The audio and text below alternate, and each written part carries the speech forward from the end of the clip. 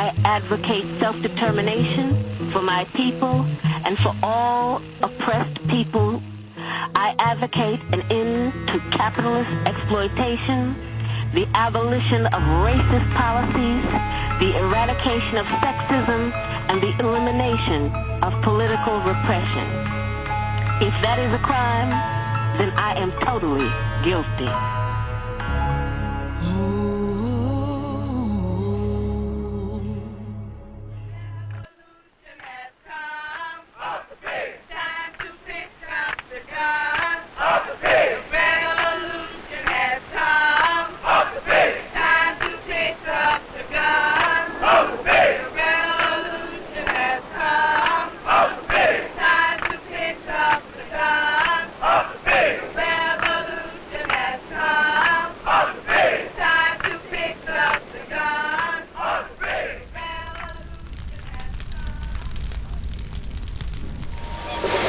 There was gunshots, thousands of rounds of bullets from the police. Police moved in with tear gas and water cannon. They wanted to kill our children. I had recommended to use an explosive entry device. The house shook. Smoke was coming in, so we knew they dropped the bomb on us. Police allowed the blaze to burn an hour and a half before calling in firefighters. I don't care what they said. There was no justification for what they did. They done burn up 2 blocks. Explain that. I never imagined that the government would drop a bomb on a row house in Philadelphia. My name is Ramona Africa, and I was there when the police dropped a bomb on me and my family May 13th of 1985 and killed 11 of my family members. I was there. Move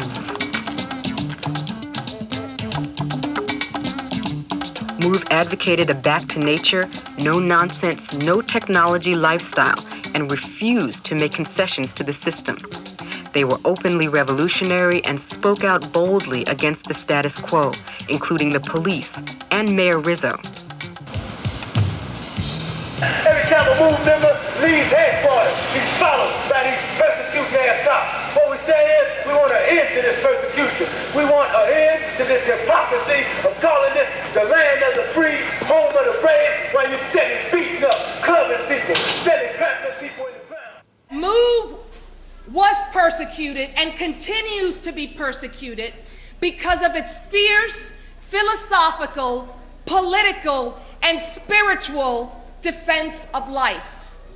That which the system of capitalism has absolutely no regard for. They didn't come out there and try to kill my sisters and brothers because they wasn't feeling no pressure. They came out there with one intention in mind: silence and move people from telling the truth, from giving people the principle of giant Africa and showing them the urgency of revolution. What we have out there is war. And I knew from the very beginning that once we made that decision to go in there, it would in fact be war.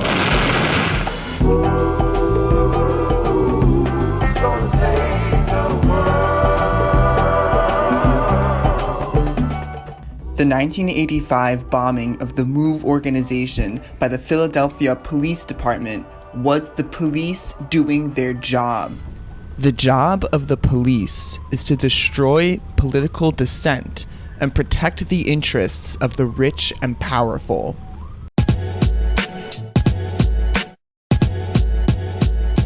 To talk about the history of policing is also to talk about the history of white supremacy and racial capitalism in the United States of America. Police and prisons have not always existed.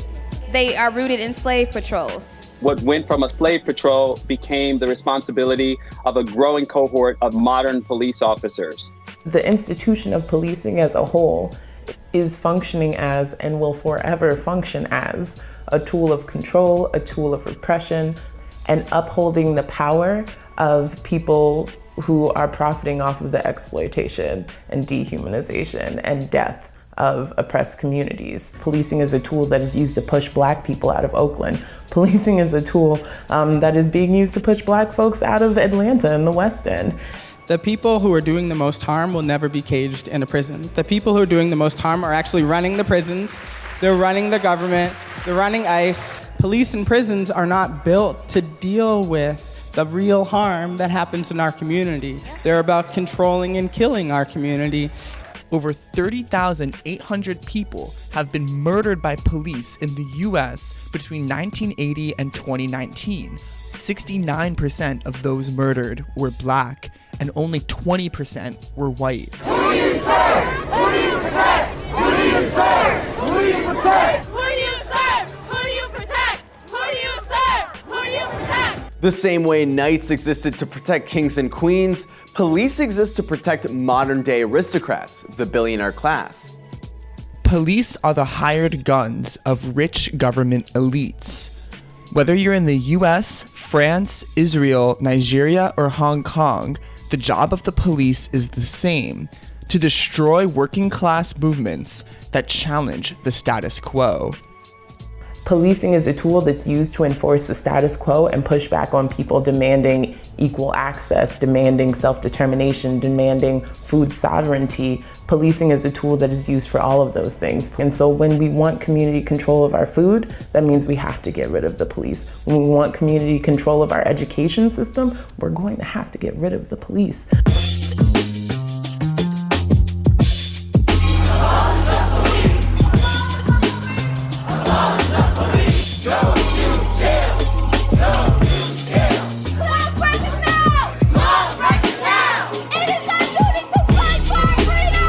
Organizers, they talking abolishing the police, and they talking abolishing the police, and they talking abolishing the police, and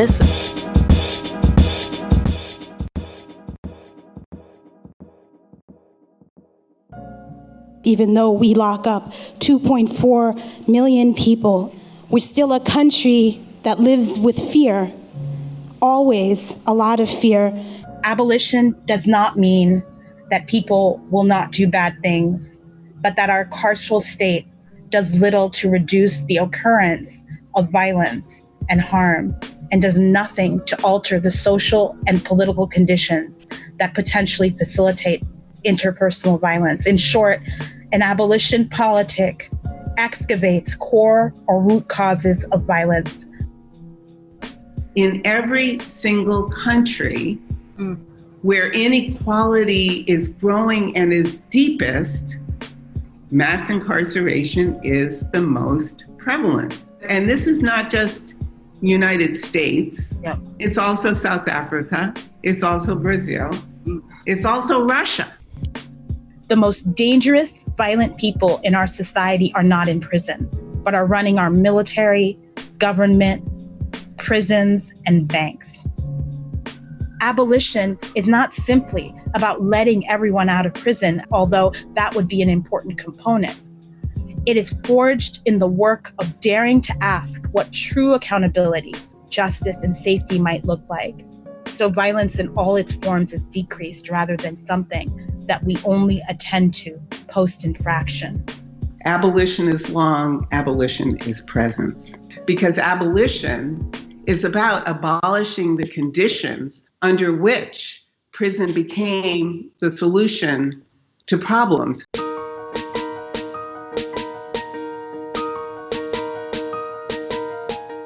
So abolition is not just about the absence of police and prisons. Abolition is also about abolishing and ending the institutions that police and prisons and militarism seek to protect. Right. It's about abolishing racism, sexism, homophobia, transphobia, as well as capitalism, colonialism, imperialism. Because I know that the question that most of you have is, well, what are you going to replace it with? Right? If you abolish the prison, what are you going to replace it with? I want to ask you to think about the same question in relation to slavery. If you abolish slavery, what are you going to replace it with?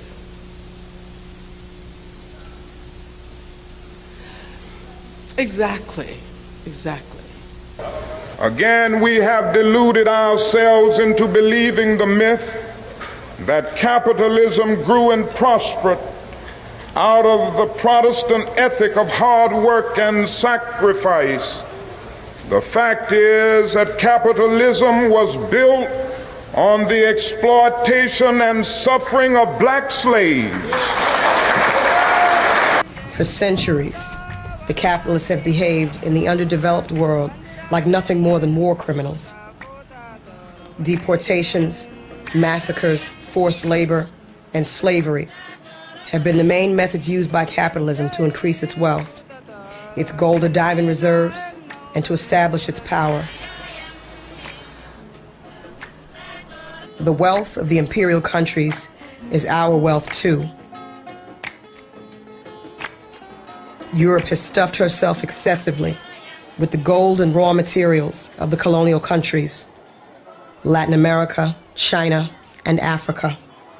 From all these continents, under whose eyes Europe today raises up her tower of wealth, there has flowed out for centuries towards that same Europe diamonds and oil, silk and cotton, wood and exotic products. Europe is literally the creation of the third world. Words cannot express what we have experienced as a people. We're calling on the world in terms of justice, in terms of righteousness, reparations, reparations, reparations, reparations now.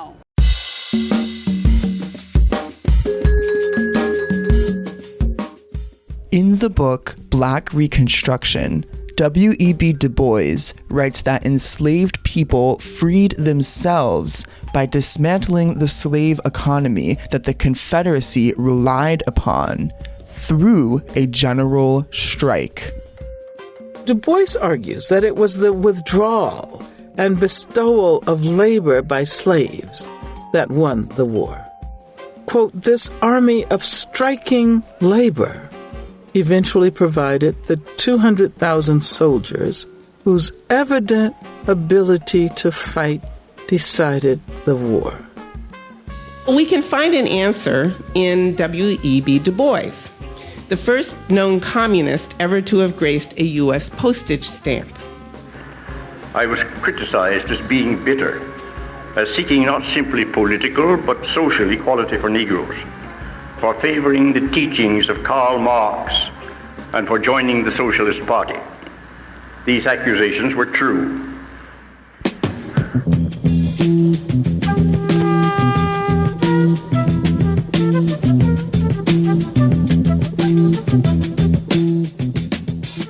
The revolution, which was at the center of the Civil War, so the North is fighting the South, and in the midst of this huge crisis, boom, up pops a revolution.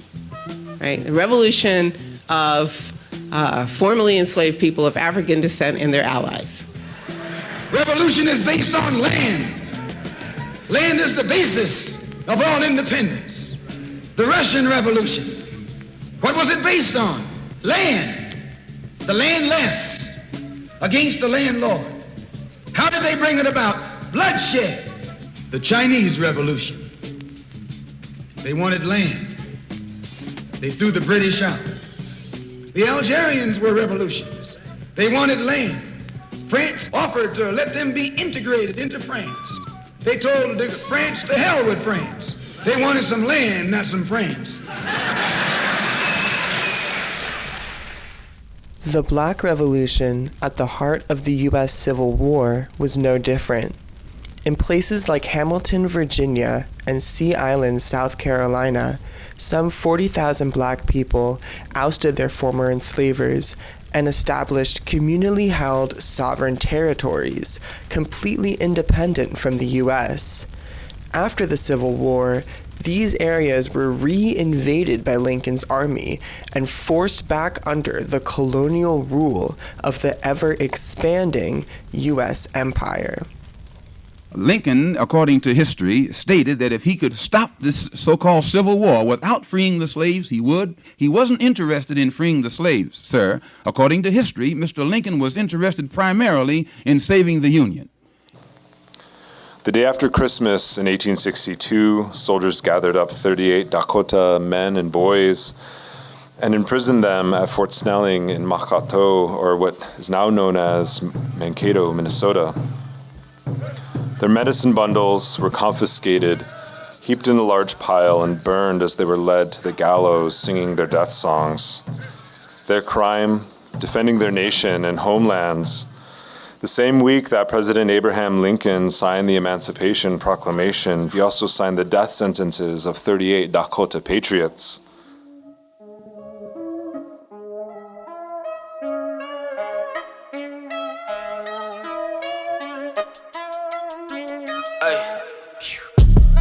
Where you from when that's your stolen land?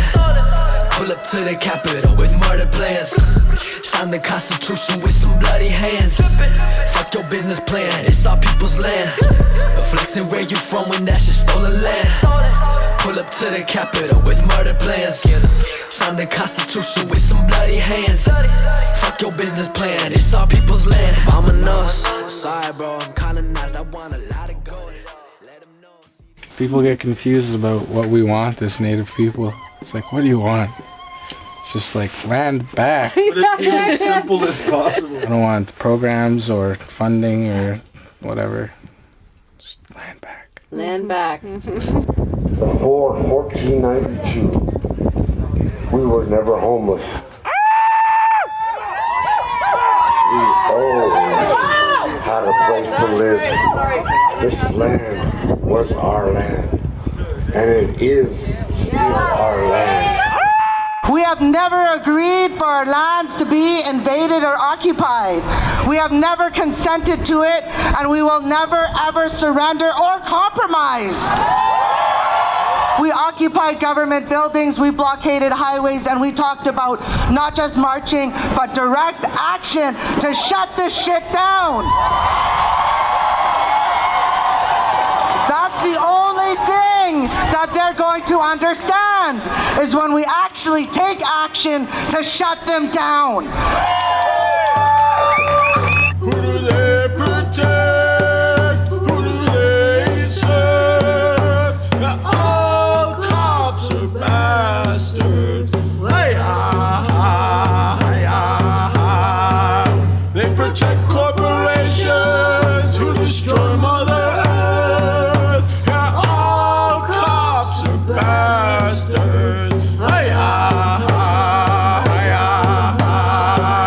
ICE locks up kids in concentration camps. Yeah, all cops are bastards.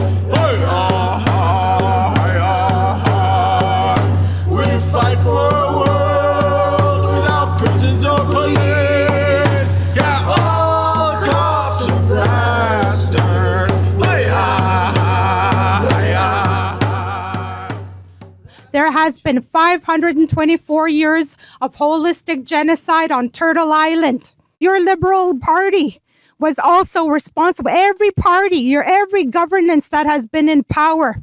There's been a war conflict of Indian Residential School, 60 Scoop, Indian Day School, and Millennium Scoop.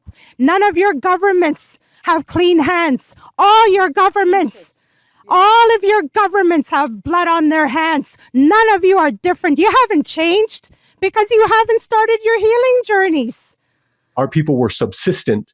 We were self-determining before colonialism. Food deserts didn't exist before colonialism in our lands. And so the reality is that starvation was weaponized against our people. There were scorched earth campaigns waged by invaders that decimated our livestock, our fields, and created dependency. Project America, the great American experiment, City on the Hill, has fuck all to do with indigenous autonomy and everything to do with indigenous oppression. You think you are in America. You are not in America. You are in a colony that is in Polynesia that was forcibly taken, just as, I might add, All of Eastern Europe was forcibly taken by the Soviet Union, which Americans think is a very, very bad place. The bad, bad Soviet Union. Well, the bad, bad United States of America took Puerto Rico, it took Alaska, it stole Indian land, it took Hawaii, it took Guam, it took Micronesia, Palau, and you had better learn that history because you are the recipient of an imperialist tradition. We are not American. Say it in your heart. Say it when you sleep. We are not American. We will die as Hawaiians. We will never be Americans. The Americans, my people, are our enemies. And you must understand that. They are our enemies. They took our land. They imprisoned our queen. They banned our language. They forcibly made us a colony of the United States. America always says they are democratic. Lies! That is a lie! They have never been democratic with Native people. They have never been democratic with Indians. They have never been democratic with Hawaiians. To show that Puerto Ricans love America, but that ain't reality. North American troops landed in Puerto Rico in 1898. 2 years later, Charles Allen, first North American civilian governor, complained that there were too many Puerto Rican laborers and poor and not enough men of capital. The corporations soon arrived, and by 1930, they already owned more than half of the land. The Puerto Rican people, now landless, jobless, and uprooted, became what the planners called excess population.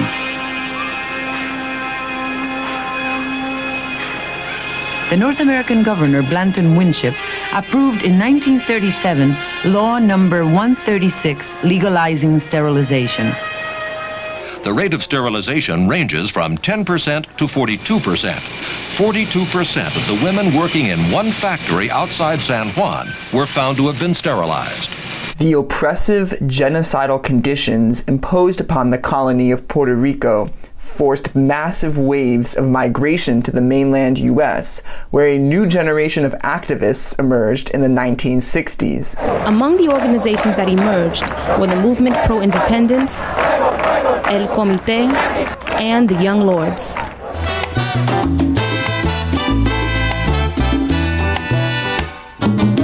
Latino, latino, echemos siempre pa'lante, abrázate a tu destino, latino, latino. The 13-point program was written. It called for self-determination, an end to racism, community control of institutions, armed self-defense, and a socialist society. The Young Lords considered themselves revolutionaries. They believed in the independence of Puerto Rico, which they believed would only come about through revolution, but they also considered themselves socialists. And they fought racism and police violence and brutality in poor neighborhoods of East Harlem, the South Bronx, and the Lower East Side. We had a breakfast program. We had free medical clinic for the community. We had cultural events. They burned garbage in East Harlem to protest poor sanitation services there. They engaged in protest around issues of public health. What we want this rally for is to express our desire to have community worker control of Lincoln Hospital, a hospital that for some time has been condemned, 15 years to be exact. Paint is chipping from the emergency room. Our uncles, our grandmothers, our mothers have died in that hospital, and nobody has pushed malpractice suits, not the politicians who we've elected, nor the officials that's supposed to speak for the Puerto Rican people. It was one of the dirtiest hospitals I've ever set foot in. If you would walk in the emergency room, you would see blood stains on the walls, you'd see blood stains on the floors. You know the cart that they bring around that has like the little cups with the pills in when they're dispensing medications to the patients? There'd be roaches in the cups. You would go in for a kidney transplant or surgery on your right kidney and end up with having your left kidney removed. People would leave surgical instruments inside of the patients. The infant mortality rate was unbelievable. That is a fact. The infant mortality rate in El Barrio is 3 times that of the national average. That is a fact. When you have to see a mother die in childbirth, you then understand, God, what are we doing in this country? Why is it that she has to die? Lincoln Hospital is a butcher shop, and we go there and get butchered? No. Political? We live political. The toilet paper we buy is political. We started aligning ourselves with hospital workers. Many of the workers, they were also patients because they lived in that same community. And that was the Health Revolutionary Unity Movement, HRUM. HRUM was a group that was started by Black and Puerto Rican hospital workers. I got a position as a community mental health worker at Lincoln Hospital in 1967. I was like a nice kid, but I was very strong politically, and everyone knew what my views were. I was the co-chair of the Health Revolutionary Unity Movement. Other hospitals in the Northern Bronx and other communities do have their new buildings. Lincoln Hospital still not getting what we need. We have 360,000 people in the South Bronx, and Lincoln Hospital cannot service those people. Lincoln Hospital must belong to us.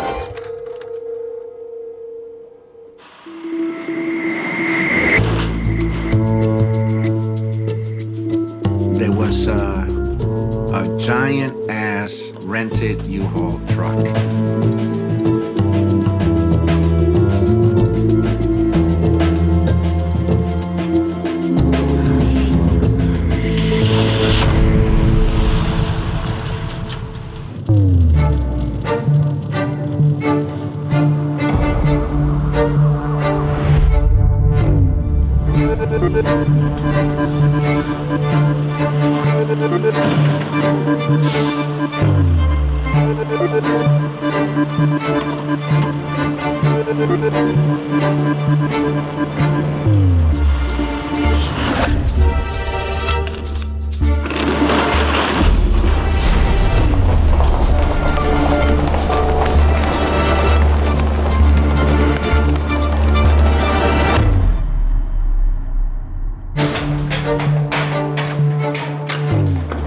Within 10 minutes, we'd barricade ourselves inside of the hospital. People were already assigned what floors to go and what exits to cover.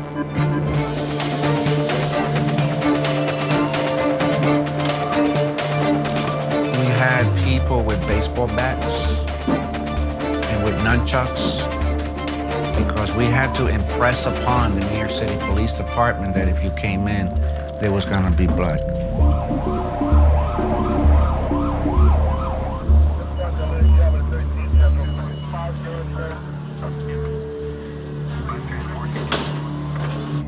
My job was to go into the administrator's office and to ask the administrators to leave.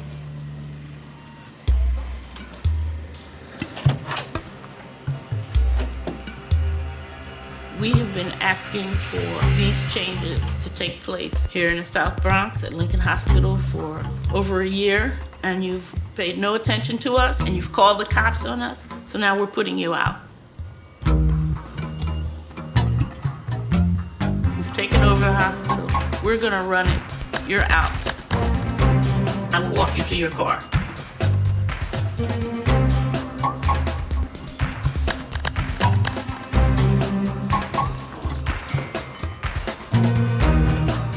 We made it clear that there was a new administration.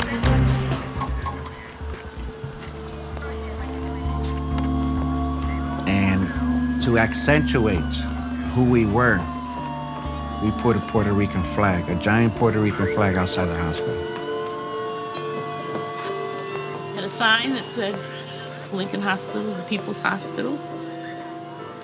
I went to the window and looked outside, and I turned around to my friend Fitz, and I said, "Wake up, the revolution is here."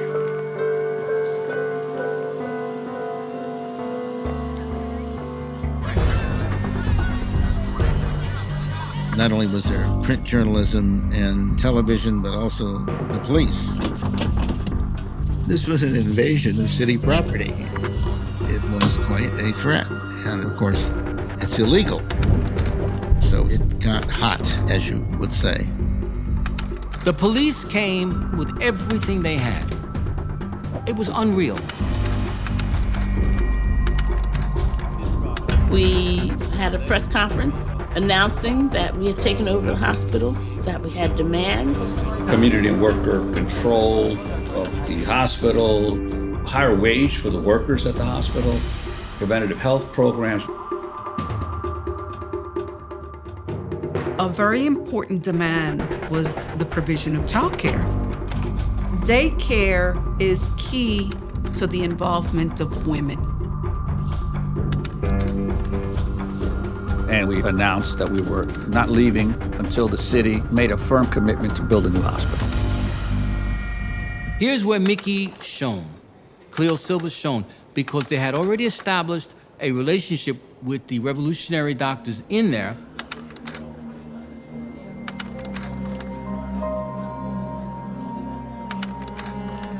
This was not something that just jumped off.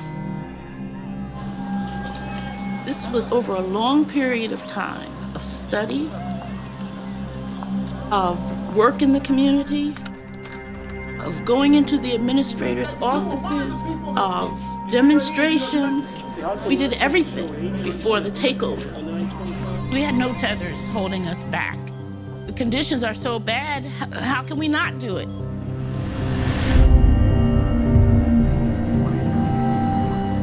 Negotiations between the Young Lords and the hospital's administration are still underway, and more hospital workers are being attracted to the Young Lords program for hospital service improvement. Is your emergency room service adequate? Absolutely not. It could not possibly be adequate in the physical plant that we have at Lincoln Hospital. We desperately need a new physical plant. I went to the pediatric ward and spent the day there giving care. I don't have any recollection that the Young Lords interfered with any of the medical activities. We recognize that sometimes to make radical or significant change, you have to do something dramatic. The cops began to mobilize. Okay.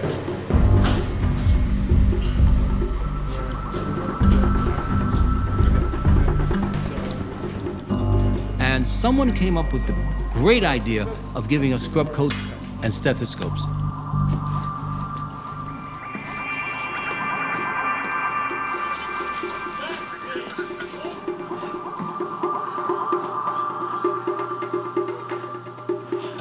The police surrounded the hospital, but there was one exit that they had not covered.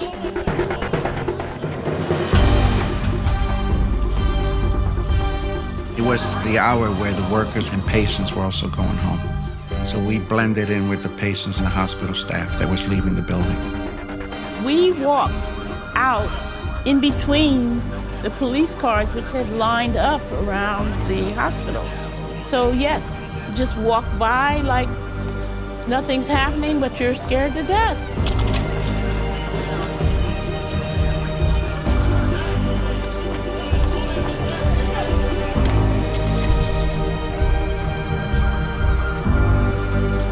And when they got in, there was no one left.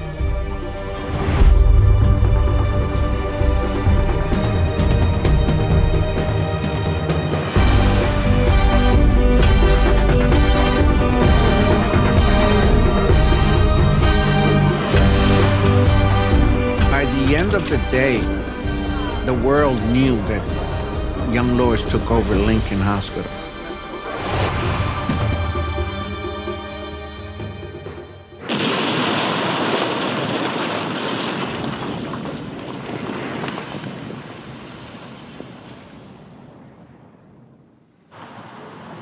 The death of Carmen Rodriguez and the takeover made the city build a new hospital in the South Bronx.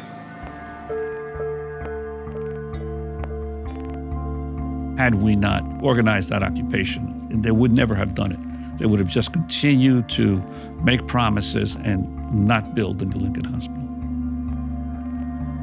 Around about that time, the Panthers were in existence in New York, and we were all reading the Black Panther paper. We were sort of fascinated with what they were doing.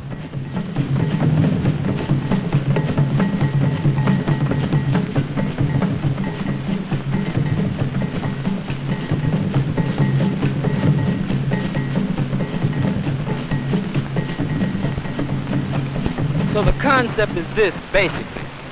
The whole black nation has to be put together as a black army.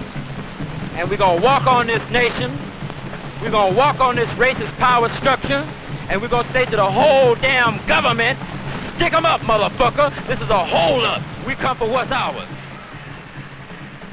We want freedom, we want power to determine the destiny of our black community. We want housing fit, decent housing fit for shelter of human beings. We want all black men to be exempt from military service. We want an immediate end to police brutality and murder of black people. We want decent education for our black people in our community that teaches us the true nature of this decadent racist society. We're making the revolution by educating the people. My school was started by the Black Panther Party. My school serves us breakfast, lunch, and dinner. Because sometimes your mother or father or whoever you're living with probably don't have enough food for you. Remember in the American Revolutionary War when the British drew a proclamation line and they said that no one could go past that point? Right, and that's one of the reasons for the American Revolution, wasn't it? Because the white settlers that were here from Europe, they didn't like the idea of the British telling them that you can't go into Indian land. They wanted the Indians' land. That's one of the reasons why they fought the American Revolutionary War. So they would have the right to go over into the Indian lands and just take it. You remember in our last class, I told you the story of the Apache warrior chief, Geronimo. And what was the other chief's name? Magnus Colorado, and he got his head cut off, and Gregory talks the most in my social science class. We weren't just nationalists, we weren't just cultural, we were about global change, and this is what scared the government, we were about redistribution of the wealth, of the resources. Right. We don't think you fight fire with fire, bitch. We think you fight fire with water, bitch. We gonna fight racism, not with racism, but we gonna fight with solidarity. We said we're not gonna fight capitalism with black capitalism, but we going to fight it with socialism. The Black Panthers opened free medical facilities, created the very first nationwide screening program for sickle cell anemia, a blood disorder, and they even helped establish a form of acupuncture that's still in use today.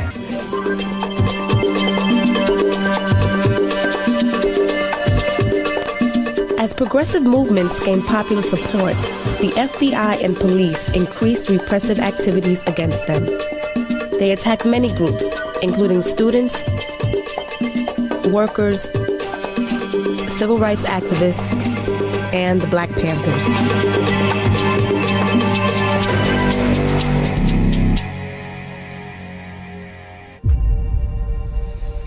December 4th, 1969.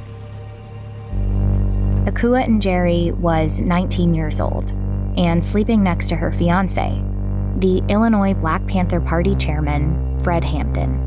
I was very pregnant, and the first thing I remember was Chairman Fred had fell asleep while talking on the phone.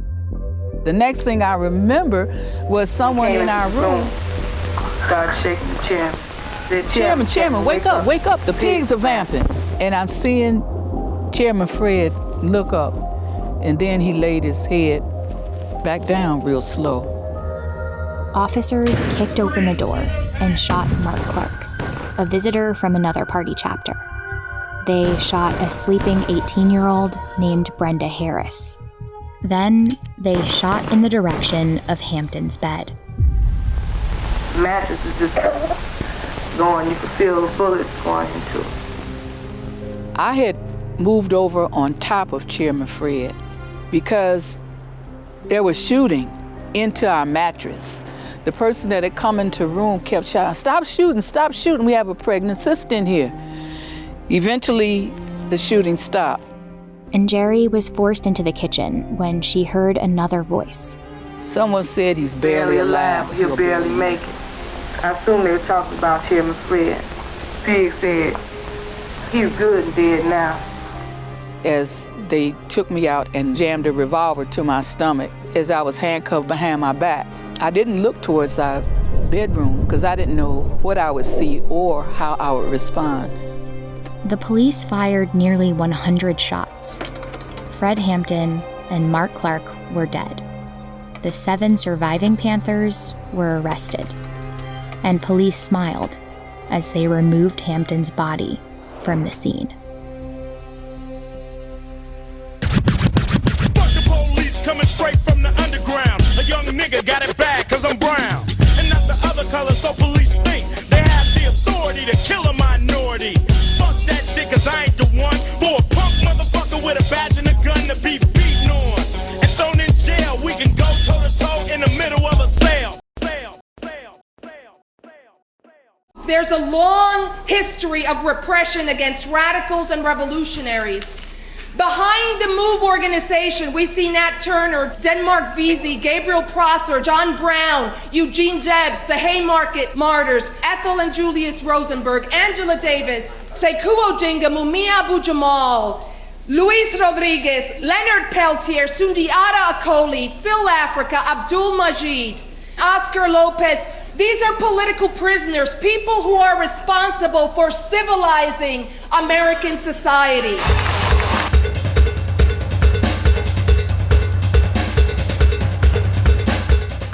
The government is afraid of its political opposition, and so when it gets the opportunity, it tries to bury them within the confines of these institutions. In 1971, the prisoners in Attica rebelled. We are not beasts, and we do not intend to be driven or beaten as such. The entire prison populace has set forth to change forever the ruthless brutalization and disregard for the lives of the prisoners here and throughout the United States. What has happened here is but the sound before the fury of those who are oppressed. When Attica jumped off, the first set of demands that they wrote were the 5 immediate demands, and that's the one that includes transport to a non-imperialist country, amnesty. They asked for the state to take the walls down.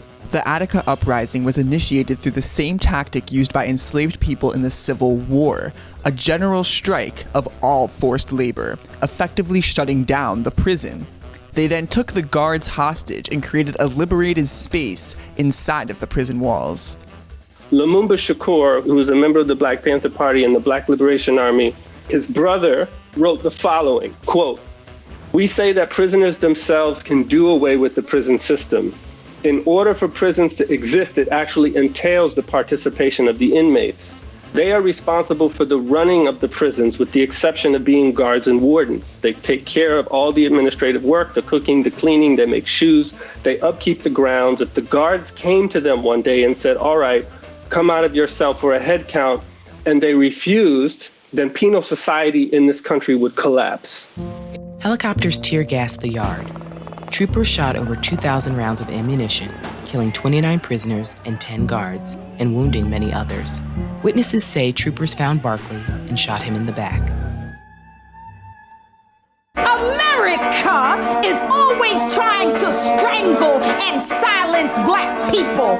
America is the most violent country on the face of the earth, but they are always trying to stuff nonviolence down the throats of African people. While America was violent in Kuwait, violent in Grenada, violent in Nicaragua, violent in Angola, violent in Vietnam, and violent in Korea. Why, in fact, America is even violent in America. A nation that continues year after year to spend more money on military defense than on programs of social uplift is approaching spiritual death. On the international level, in Asia, Africa, and Latin America, it's United States imperialism. Here inside America, it's United States fascism. But it's all one struggle. All the oppressed people all over the world, regardless of color, are struggling against a common enemy. The U.S. fascist, imperialist pigs. The government of this nation did to the moved people what we do to the Palestinians, what we did to the Iraqis, what we did to the Afghanis. We bombed them, we disregarded their life. I'm exhausted. Last night I couldn't sleep, but when I did, I could hear bombs in my dreams. Nightmare situation. How could they be so evil, making martyrs out of children and innocent people? We expect the bombs, not knowing where next. Huddle in the corner of my room, trying to protect my little brother as the building shakes like it's possessed. But nothing stronger than the will of the oppressed. I bomb back with my lyrics and rhymes, living the times trying to break the Palestinian minds. What's hiding in the clouds hanging over my head? My dad risks his life outside to buy bread.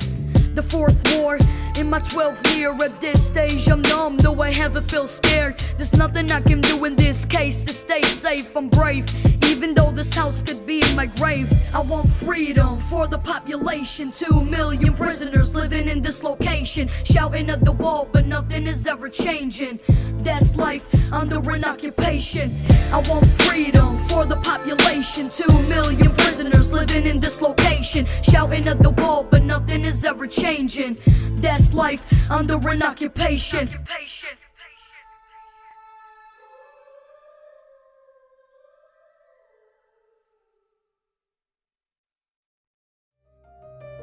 Since Israel's creation in 1948, the United States has provided $236 billion in aid and missile defense funding. Human rights groups say the Israeli army has been using US-made military equipment to attack Gaza. In May 2021, Israeli air raids killed 200 people in Gaza during the first week of violence. Dozens were children. It's why people are increasingly asking, why does the US continue to be complicit in Israel's violation of human rights? Occupation no more! Your prophets are covered in Palestinian blood! Your prophets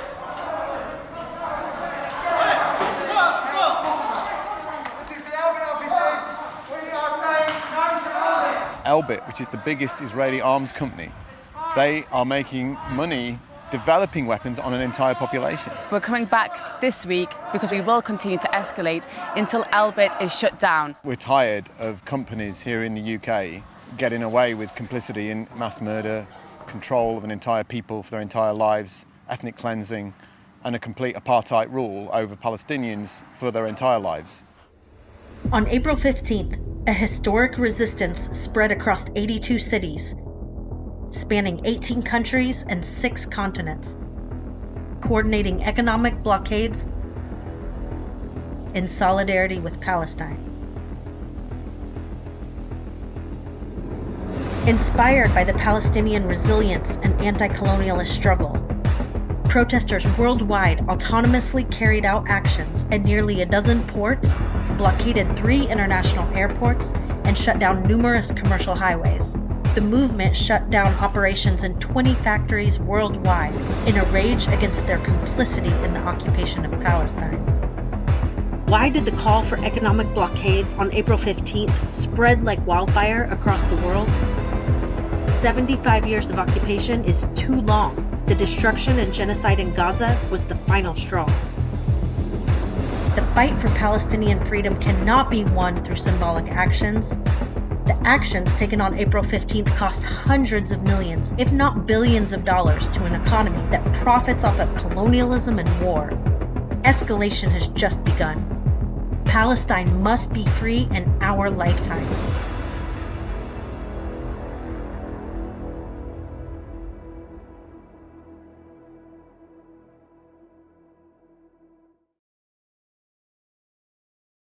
This track is not an attack upon the American people. It's an attack upon the system within which they live. Since 1945, the United States has attempted to overthrow more than 50 foreign governments. In the process, the US has caused the end of life for several million people and condemned many millions more to a life of agony and despair. In the CIA, we didn't give a hoot about democracy. What we wanted to do was have a terror campaign, doing a little harmless bombing. Today's global economic system was made possible by imperialism.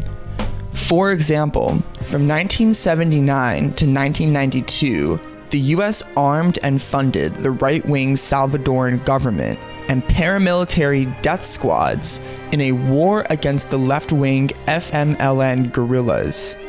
Lasting 12 years, the war claimed over 75,000 lives and displaced over a quarter of the country's population.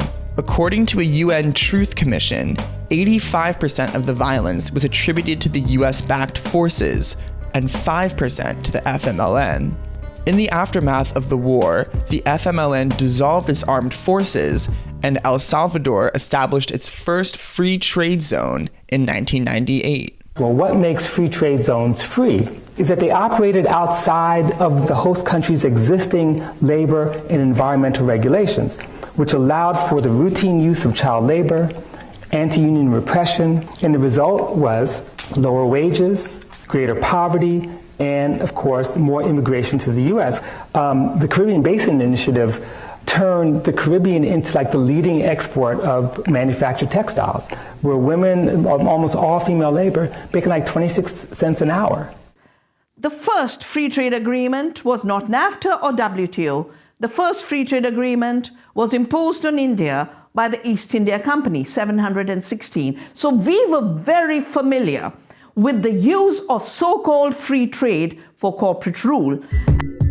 Under the North American Free Trade Agreement, NAFTA, U.S. agriculture megacorporations were allowed to flood Latin American markets with subsidized goods set at prices that were impossible for small indigenous farmers to compete with. Signed by the corrupt politicians of the Mexican government, this policy forced millions of NAFTA refugees to migrate north and face the violence of U.S. Border Patrol.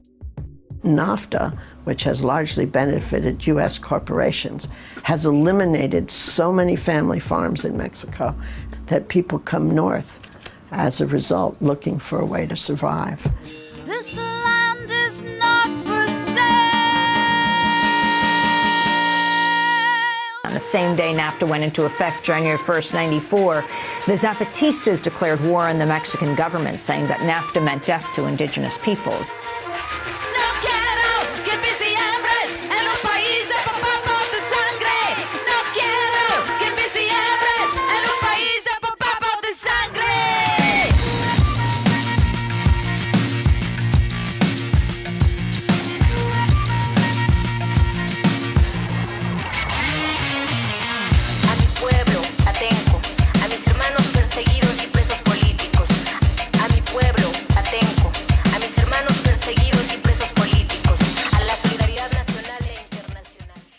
Antes de la colonización, nuestros pueblos tenían sus propias formas de vivir, sus modos de ver el mundo, de ver la vida. Pero con la llegada de la colonización, se pierde todo.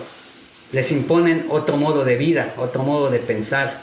Nosotros, los pueblos, logramos conquistar nuevamente nuestra libertad. After waging an all-out war against the uprising, the Mexican government was forced to sign a treaty with the Zapatistas, who went on to establish an autonomous territory of nearly 10,000 square miles within Chiapas, Mexico. Y el logro de nuestro levantamiento armado es de que ya estamos libres entre todos y todas los y las zapatistas, de construir nuestra propia autonomía y de autogobernarnos entre hombres y mujeres.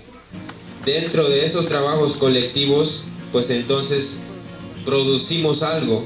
Si ya suma más, pues ya las cuentas de ganancia, el encargado lo convoca pues a todos los bases de apoyo de ahí y se pongan de acuerdo de cómo lo van a trabajar pues esa ganancia. Desde un principio los malos capitalistas nos van diciendo que las mujeres no saben nada, pero no es cierto, compañeras. Tenemos un banco que le llamamos el Banamás, que es Banco Autónomo de Mujeres Zapatistas. Eso se formó para crear fondos económicos y para que nos sirva a las compañeras que realizamos trabajos en lo que es nuestra autonomía. Autonomía. Que necesitaban el maestro autónomo, pues otros dijeron, creo que va a ser Juan. Juan, ¿están de acuerdo? Sí, todos dijeron sí. Sí, todos levantaron la mano que sí. La democracia está en todos los días, en la decisión de nuestros trabajos, en analizar un problema. El EZLN no se puede meter así nomás por su gana en las comunidades. Como decimos, pueblos manda y gobierno obedece. This was this thing they was calling is rotating leadership. And I'm like, man, that's all the stuff I would read in Anarchism. They don't even call themselves anarchists, but they're doing this stuff in practice. They do not get caught up in the terms. I'm like, right on. I'm not interested in overthrowing one system to impose another. I'm interested in liberation of the land because that's where our governance flows from. As indigenous anarchists, no law can be above nature. A significant number of traditional African societies were centered on equality, mutuality, and consensus. Each village was autonomous and independent of the next village, and there was no central government or one big government somewhere. Much of the land is either communally owned or is family owned. These are the ingredients of African society that I consider to be elements of anarchism. Because anarchism posed the question not simply of a struggle between classes. Anarchism really was posing a much broader historical question that even goes beyond our industrial civilization. Not just classes, but hierarchy. Hierarchy as it exists in the family. Hierarchy as it exists in the school. Hierarchy as it exists in sexual relationships. Hierarchy as it exists between ethnic groups. And it was concerned not only with economic exploitation, it was concerned with domination. Domination as it exists today in China, even when you're supposed to have a classless society. Domination even as it exists in Russia, where you are supposed to have a classless society. I began to use the phrase in my work, white supremacist capitalist patriarchy, because I wanted to have some language that would actually remind us continually of the interlocking systems of domination that define our reality. Que implica la opresión de la mujer, que detrás de todo coágulo de poder está el patriarcado, ¿no? Detrás del Estado, detrás del partido, detrás de la religión, de la patria, del padre, está el patriarcado. Por eso vemos que es necesario el anarcofeminismo, ¿no? El feminismo dentro del anarquismo. Es contra el poder, y es contra el poder patriarcal, el machista y el capitalista, y cualquier coágulo de poder que se nos presente. يعني راستي تأثير الكابيتاليزم راستي برجنة كريا جن تمي كولا كريا ظلام تمي خوا كري دا صلادارة بس أما جن راستي بن كاتنا يعني. But capitalism essentially relies on the subsidy that invariably women provide through what's called reproductive labor, through the labor of bringing up children, of maintaining community, of doing work around the household. And if you were to try and put a dollar value on that, as the United Nations did a few years ago, in 1995, the figure they came up with as women's work was worth $17 trillion, which is more than half the world's total output at the time. But of course, none of that was paid for. Capitalism desires everyone in the laboring class to work to be productive for those that have capital. As a result, those that cannot labor and produce in a satisfactory way to the capitalists will get labeled as less worthy. So as it stands now, true liberation for disabled people will necessitate the abolishment of capitalism. Radical anarchists are anti-capitalist by nature. It is clear that the state is wedded to the capitalist model. For anarchists, there is no such thing as a socialist state. Only the direct democratic control over the means of production by the workers themselves, not some state party claiming to represent the workers, can ever lead to socialism. So, what exactly is socialism? The very values of socialism come from communalism. And communalism rested in Africa very, very, very, very long. Love for your brother. Socialism is linking hearts and heads. Would you believe me? Poverty and hunger is what we're fighting. Socialism is sharing with your sister. Socialism is people pulling together. Would you believe me? Love and togetherness. That's what it means. We must understand clearly when we talk about capitalism, who are the capitalists? As if we understand that there are only a few people who own and control the means of production in the society, then we begin to understand that there are a few capitalists. And these capitalists exploit everybody. Capitalism is a structure of domination in which a small ruling elite owns and controls the factories, land, and other means of production that the working masses rely upon to survive. Bosses and managers enforce their autocratic control over the workplace to steal the value that workers produce. You toil, you sweat, I get the fruit. That's right, I get it. But you grow it, you plant it by the sweat of your brow. I am exploiting your labor. Now, 8 people own more than 3.8 billion people combined. Isn't that obscene? First of all, I'm a socialist. I was always a socialist. And I was taught anarchist socialism by Martin Sostre. He placed it within the context that there was 2 to 3 different types of socialism. One, socialism was what you see in Europe and what you hear talked about now, democratic socialism, so-called. And there was also Stalinism and Marxist-Leninism. Now, both of those were statist, though. And then you had a non-statist form of socialism, anarchist socialism. We conceive of a socialism where workers' democracy is the standard economic mode, where the people who are actually laboring are taking ownership of the things that they're doing, that they are directing their labor, that they are reaping the benefits of that labor, and they're doing so in a manner that is cooperative, that rather than competitive. Is this utopian? No, it's happening right now in Jackson, Mississippi. Enter Cooperation Jackson.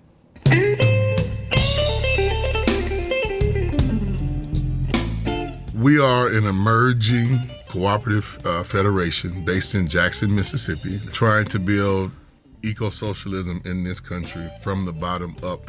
We're a network of worker-owned cooperatives that are aimed at building economic democracy.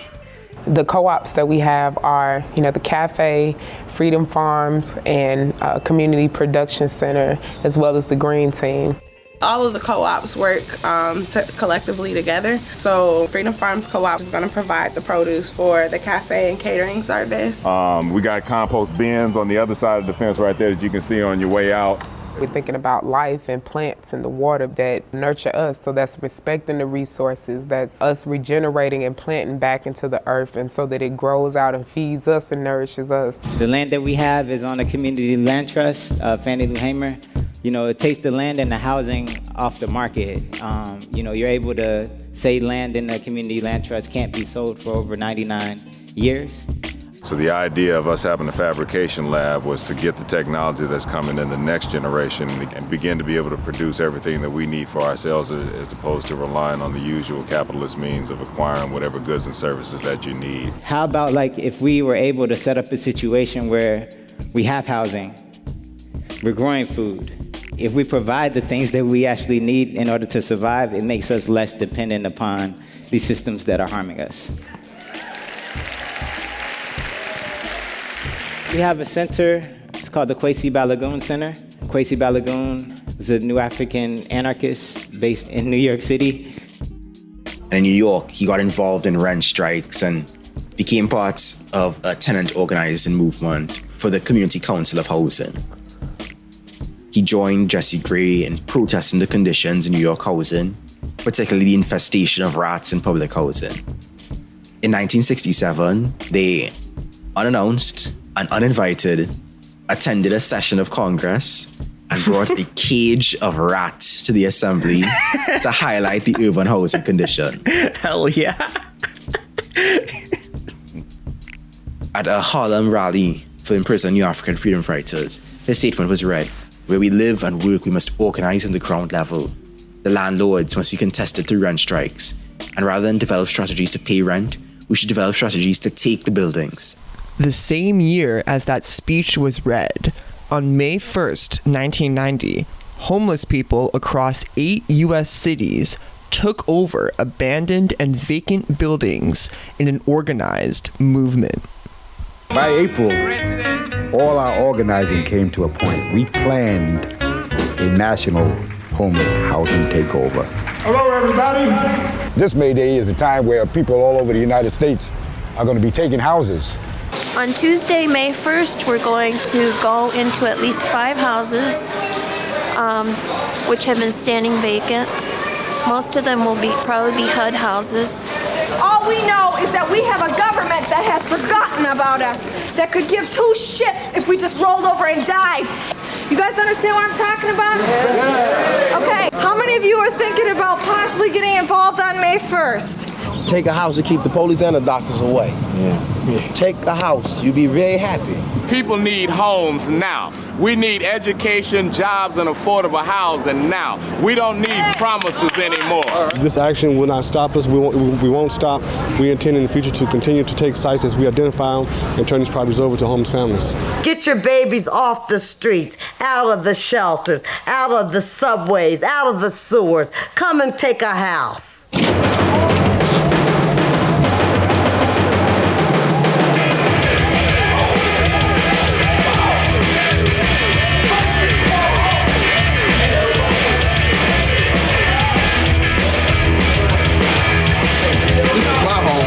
This is my home right here. What do we want? When do we want it? This is another great success. Why? Because all the homeless people come together and they show HUD that we can do something.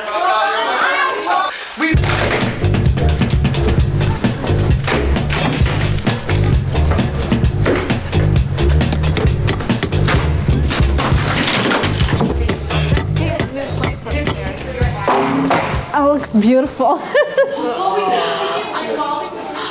I like it. It's nice. One thing I learned tonight, if I didn't learn anything else, it can be done. You understand? It can be done if people just take the initiative and break it in. You gotta forget about it being against the law. I don't care. I'm dying in the streets. I think that should be against the law. With the number of vacant homes in the U.S. far outnumbering the number of homeless people, squatting is a key strategy for gaining community control over housing. Another strategy for people who rent a home but are struggling to make rent is a rent strike. A rent strike is when a bunch of tenants who share the same landlord simultaneously stop paying rent until the landlord meets certain demands. It is highly organized and often coordinated through a structure called a tenant union or tenant association. In March through September of 2018, over 200 tenants in 80 units on Burlington Avenue in the Westlake neighborhood of Los Angeles waged a rent strike after facing rent increases of about 30% per month. I've lived in Los Angeles for 72 years. I went to pay my February rent, and she says, your rent is going to go up to $1,450. I said, what? I said, no way, I ain't going to pay that. Yo me metí a la huelga en abril, pero hubieron compañeros que lo hicieron antes. Y yo agradezco eso porque nos dieron fuerza. We really try to inform the tenants as much as possible about their options. And really, they don't have very many, given that they don't live in rent control. When you don't have any other tool to fight back against these illegal rent increases, the one thing you have is your rent check. And that's what they were using. The landlord filed eviction cases against all 80 units, forcing her to spend roughly $200,000 per month on court fees and lawyers. The tenants, dubbed Burlington Unidos, ultimately made the court costs so expensive that the landlord gave up and dropped almost all of the eviction cases, effectively forfeiting the rent that was withheld during the strike. Rent strikes, along with labor strikes and debt strikes, are the key ingredients of a general strike. So a general strike is a work stoppage where workers from multiple industries simultaneously cease work, not just over specific workplace issues, but to demand broad social, political, or economic change. It's the ultimate tool of collective action. In 2023, when France tried to raise the retirement age, millions of workers shut down transportation, energy, and public services, forcing the government to backtrack. So what's stopping workers here? Moving towards a general strike, I think that is what we are trying to bring to the fore. We need to use the greatest power that we have, which is control over our bodies, control over our labor, to make the situation ungovernable and untenable in the United States. There are certain groups, which could just stop work tomorrow. The whole system is going to cease to function. Bus drivers, truck drivers, workers in steel, workers in auto. Capitalism depends on the participation of us workers in order to run. With enough organization, we have the power to shut this shit down and overthrow capitalism. The reason I am a communist is because I feel that only through a total revolution, which is going to overthrow the capitalist control of the economy, which will seize the wealth from all of the giant corporations that exploit and control the lives of all working people, but particularly black people. If you look at any factory, any plant, who does the worst jobs? Who gets paid smaller salaries? It's black people. So racism serves as a justification for super exploitation. As a communist in this country, I see that the greatest revolutionary potential exists among black and brown people. The state has declared war on the youth, and especially the black youth. To them, it's a national security matter because they know that the youth can rise up and, if they were politically motivated, overthrow this system. They know this because they had the experience of the Black Panther Party of the 1960s. The demonization, criminalization, and imprisonment of late 60s radicals like the Black Panthers was critical to the deployment of the same ideology of law and order that later gets imposed upon the Black community in its totality in the 1980s and 90s. Prisons don't help, the cops don't help. None of this is actually helping our communities. It's making them worse. And so once we can figure out how to utilize our resources and our tools to, build up each other and build up our communities, then that would be the thing that would keep us safe.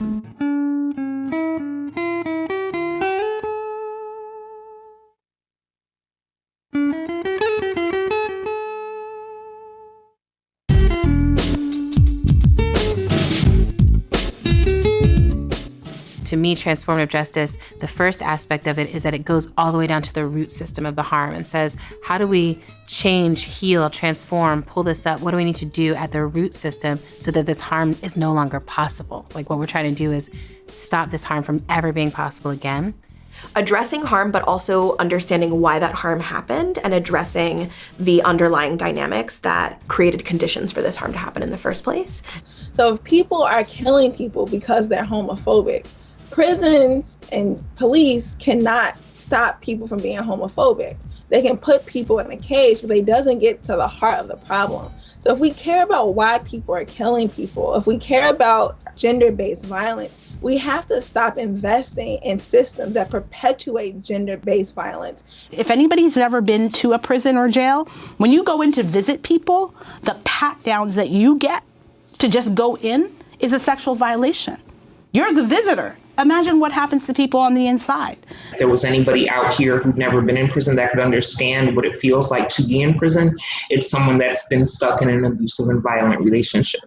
It's the kind of arbitrary use of control because you think you know what's best for people, which is exactly what I hear people who use violence say. I know what's best. I'm in charge. That's the power and control. That's what correctional officers do. That's what parole and probation does. I worry that we're going to go the way of carceral feminisms, which is that we think we're going to end violence by using more violence. And really, prisons are violence. You know, I've got my little thing here called Prison is Not Feminist, because it isn't actually a feminist intervention. Prisons are violence. And so we have to think about other ways to try to address harm. People want to kind of sensationalize on the fact that I was a trans woman in a men's prison. I just want to say all prisons are fucked up. It wouldn't matter if I went to a women's prison. You know, they're talking about building a new trans prison in California. It's like, no prison is safe for no one. You know, you want to capitalize off of me through a fucked up system, and I'm not having it. You know what I'm saying? So I would rather die than go to any prison. You know what I'm saying? Like, there's no way that you can convince me that being in the men's prison, or being in the women's prison, being in the trans prison, being in the fucking unicorn prison, I don't care. It's not beneficial to anyone. It's not beneficial to me. It's not beneficial to you. It's not beneficial to our community.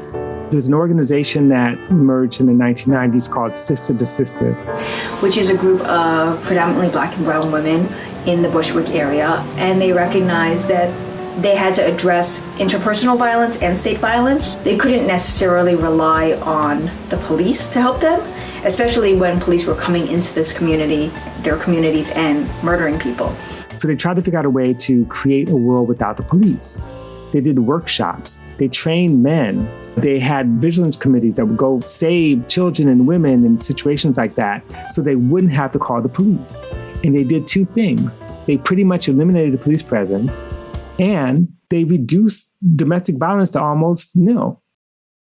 When there's domestic abuse or familial abuse, calling the police is not really going to solve our issues. If we were to call the police, or if a sister is to be killed, like one sister was fighting with her mother by a police officer, it affects the whole family, it affects the whole community, it reverberates throughout the block, throughout the neighborhood, and it affects all of our safety. And so we look at Sisters Liberated Ground as a community effort, as a community work. So what we're trying to do is we're trying to change the culture of violence that currently exists within ourselves, within interpersonal relationships, within our families, and throughout the community. Doing cultural events, doing hardcore propaganda stating that violence will no longer be tolerated within a designated zone. Anti-violence work, consent education, and transformative justice are all about building up our community's capacity to keep ourselves safe. In this way, they are all examples of mutual aid. One of the core concepts of transformative justice is how do we respond to violence and harm in our communities in a way that transforms the conditions that we're in so that hopefully that harm or violence doesn't happen again. In other words, how do we meet our immediate needs in a way that gets us closer to the world that we actually want to live in? And to me, that is the core concept of mutual aid that separates it from charity. Whereas with charity, you know, it's reinforcing the status quo.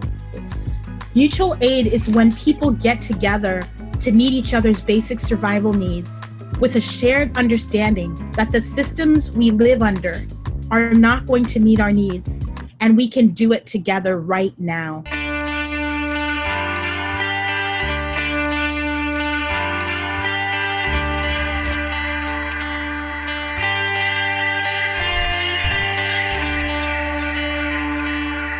Nandito ako bilang pagsuporta sa aktibidad na ginagawa natin ngayon. Ito nga yung Food Not Bombs. Isa siyang pagkilos na kung saan nagbibigay ng libreng pagkain, may free market, nagbibigay ng mga libreng gamit, mga gamit na hindi na ginagamit ng mga tao, pwede mong ibigay, ipamahagi. Tapos may mga workshop dito, libre din.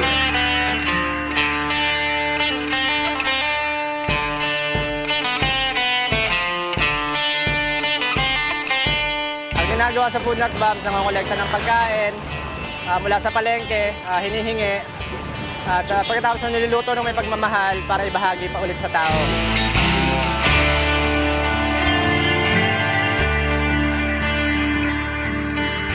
So, naglatag din kami dito ng free coffee, free tea. Tapos, yung free school, gagawin din namin dito sa Kali kung ano yung nakasanayan namin gawin dun sa locality namin.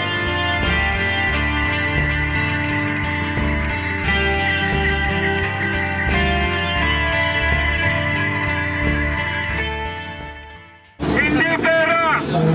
Hindi pagkain! Hindi bomba! Ang Food Not Bombs ay ginagawa ng maraming mga volunteers, ng maraming mga collectives. Hindi lang dito sa Kapuluan, kahit nasa iba't ibang panig ng daigdig, may mga nagsasagawa ng Food Not Bombs para atakihin ang mga digmaan, para atakihin ang karahasan, para atakihin ang mga pananakop at dominasyon, lalong-lalo na ng mga korporasyon na binabakapan ng mga malalaking institusyon katulad ng mga estado. Ito ay isang direktang aksyon para kondinahin ng gobyerno na dahil sila'y naglalaan ng pondo sa armas, panggera, nagpopondo sila sa mga war on drugs para pumatay ng tao, pero hindi sila nagbibigay ng mas malaking pondo sa mga social services tulad ng sa health, sa education at sa pagkain. We live in capitalist modernity, which isolates and alienates most of us in our little silos, especially those of us with disabilities. So it makes sense that people with disabilities would develop new ways to build community. One of my favorite examples of mutual aid is the 504 sit-in that happened in San Francisco, which if you all don't know about it, you should totally look it up. On April 5th, 1977, people with disabilities across the nation demonstrated to demand that regulations implementing Section 504 of the Rehabilitation Act be signed into law. The demonstrations spontaneously erupted into sit-ins. In San Francisco, over 100 people made the federal building our home for 26 days.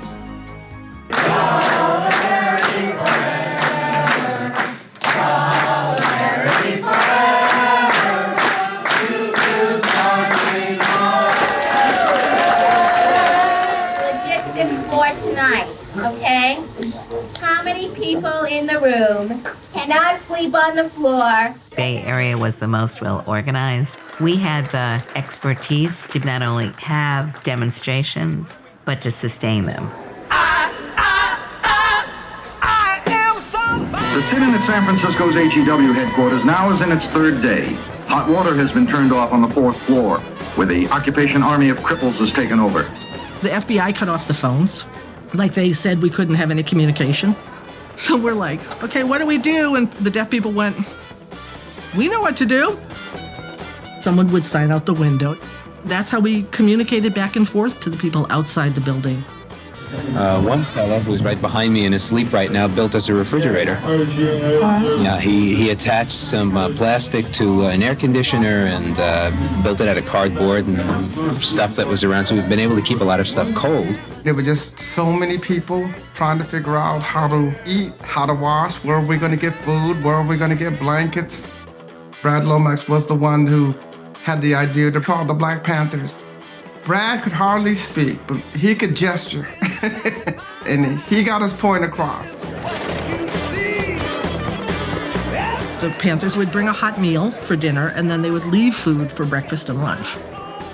For nothing, no money, no nothing. I ended up, after the meeting, I said to this guy, I said, I don't get it. You're the Black Panther Party and you don't have a ton of resources. They had a food kitchen in Oakland. Why are you choosing to feed us? He said to me, you are trying to make the world a better place, and that's what we are about. We are about making the world a better place for everybody. So if you're going to go to the trouble to stay here and sleep on this floor, we're going to make sure you get fed. That's how we survived. We have a cafeteria, we have a conference room, we have beds all over the place, mattresses, food. It's incredible. They were able to occupy those buildings for 28 days, and that would not have been possible without the practice of mutual aid. Mutual aid programs created during the pandemic can be further developed into a transitional survival economy. We will have to fight and defeat the rich and their institutions while in the process of creating a new society, including a new economy for people's needs rather than for profit. We need to have a movement that is autonomous of the banks or the city halls. The movement's fight for community economic development must be based strictly on community control of the economy and all social life. We will ultimately build a socio-political infrastructure, food and housing co-ops, Black liberation schools, people's banks, and community mutual aid funds, free medical clinics and hospitals, cooperative factories, a Black partisan militia to patrol our communities, the establishment of a Black intercontinental electronic communications network, land and building projects, a Black alternate currency, and many other programs can be made possible with a mass-supported poor people's survival movement, because it can potentially mobilize millions of our people around specific, obtainable objectives. Man, it's like they can't sleep till our spirit is crushed. How much fighting must we do? We've been fearless enough. Always seen as broken homes here in poverty. Corrupt government officials, lies and atrocities. How they talking almost threatening the economy. Knocking down communities to re-up on properties. I'm directly affected, it does more than just bother me. Look beyond the surface, don't just see what you wanna see. My speech ain't involuntary, projecting attention straight from my lungs. I'm a Black woman and I'm a proud one. We walk in blind faith, not knowing the outcome. But as long as we're unified, then we've already won.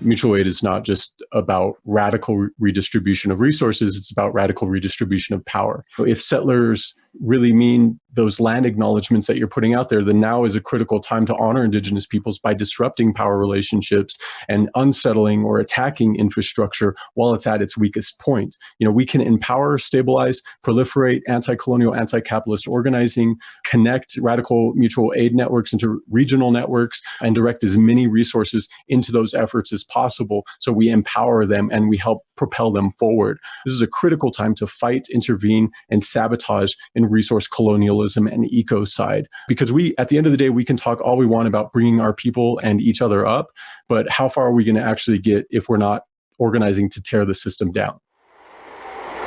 A nice gathering like today is not enough. You have to go back and reach out to your neighbors who don't speak to you. And you have to reach out to your friends who think they are making it good and get them to understand that they, as well as you and I, cannot be free in America or anywhere else where there is capitalism and imperialism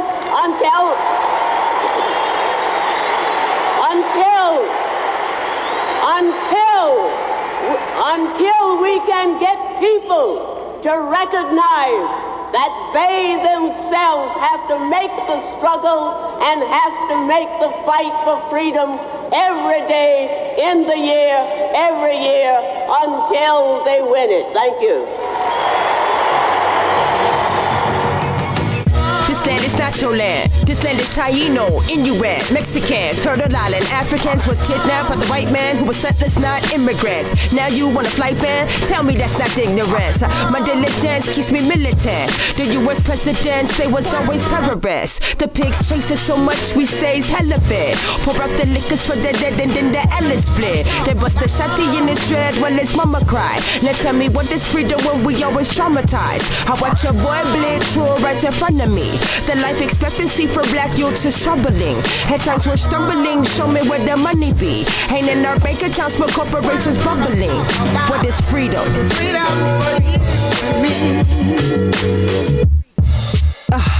Come with me as my ligaments dip through tenements where ignorance is bliss and braille, but still not feeling it. What the hell? The cells so filled with pigmentation. Abolition, feminism, now. Thank you very much.